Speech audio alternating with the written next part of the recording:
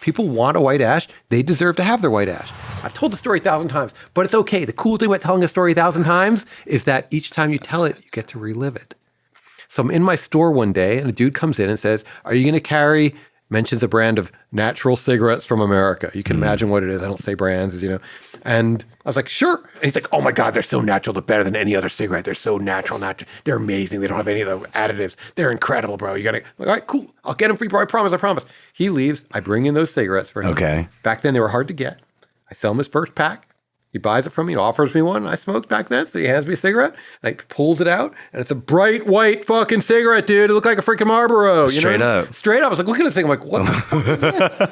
Now, I'd been a collector of rolling papers for a long time by then. I had these 3-ring binders full of different rolling papers, like maybe 2,000 deep. I loved rolling papers. What were like the rolling papers back then? Like were they the local stuff, like American stuff, was garbage. To my opinion, garbage. Just typical. Looked like you were smoking notebook paper. You know what I mean? Just straight up, just those white paper. Okay, I know what you're talking about. That kind of stuff. Yeah. But there were all these cool remnants that were left over from the 70s that you would get as a collector, and they were still around, boxes of them.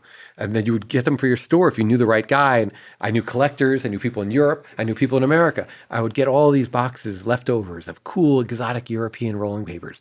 So I had that in my store. Plus, I had my personal collection. I had been collecting since I was a lot younger, man. So I knew all these papers. I had 2,000 packs, I think, in my collection. All these fucking 3-ring binders. Yeah, I was a nerdy dork. Sick, dude. Right? No, my friends had like fucking baseball cards. I had rolling paper Pokemon cards and stuff. You got rolling paper, bro. Nah, that's pretty sick. But it was kind of cool, man. Imagine in high school, people come over and I'm like showing them my rolling paper collection. Let me show you my collection of rolling papers, bro. This is from the 80s, 90s. Oh, man, look at this one, man. This one's from Portugal. Look at this. What? Yeah, it was like I would blow their minds. So Hell yeah. So now I know all these rolling papers. I know all these cool papers.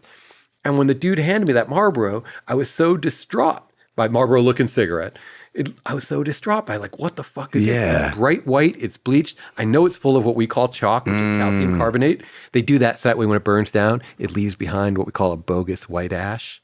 Oh, that's those like very thin, fragile, like No. A lot of rolling papers, like not raw, obviously, have added calcium carbonate.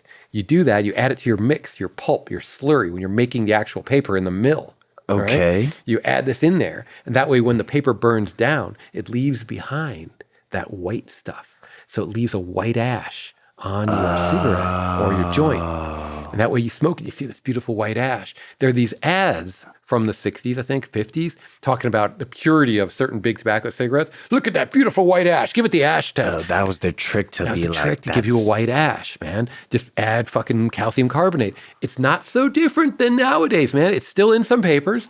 And nowadays, when you really want a white ash on your weed, the one way to get it, one way among others, is you add more CalMag. CalMag is calcium, magnesium. The calcium, when the plant sucks it up in there, and then when the plant burns down, that white is left behind, giving you a whiter ash. That's one way among others. There's some beautiful ways to do it. That not all white ash is treated like that.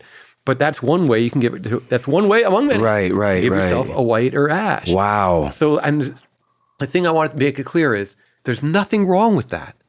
That's okay.